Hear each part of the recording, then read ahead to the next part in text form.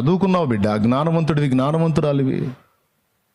చేజేతులో ఎందుకు జీవితం నాశనం చేసుకుంటావు? చదువు లేదా? సంస్కారం లేదా? పద్ధతి లేదా?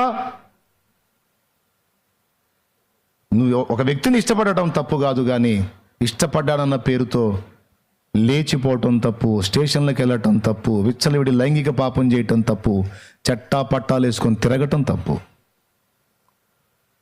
నా అభిప్రాయం ఇది. ఓపిక పట్టండి, చదువుకోండి, ఒక స్థాయికి రండి, మీరు నిలబడండి, చెరో రూపాయి సంపాదించుకునే పొజిషన్కి ఎదగండి. రేపు మీకు పుట్టే పిల్లల లైఫ్ బాగుంటుంది. మీరు ఆవేశపడి మీ ఆనందం కోసం అడుగులేస్తే రేపు మీకు పుట్టే బిడ్డలు దెబ్బతింటారు, వాళ్ళ లైఫ్ కొలాప్స్ అయిపోయింది.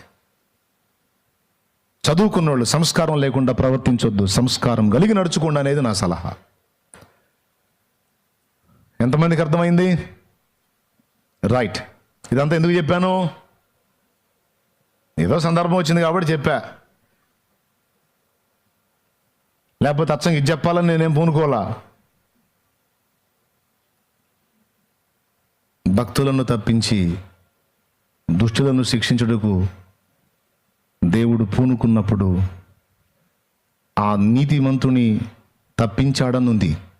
అతను ఎలా నీతిగా ఉన్నాడంటే దైవ వాక్యం హృదయంలో పెట్టుకున్నాడు. ఆ వాక్యాన్ని ఆధారం చేసుకొని దేవుడు అతన్ని లాగాడు బయటికి. ఈరోజు మీ అందరికీ చెప్తున్నాను, విషయం ఏంటంటే పైన వచనాన్ని వర్ణించాను ఇప్పటిదాకా, నా అసలు వచనంలోకి రాలా. నా అసలు వచనం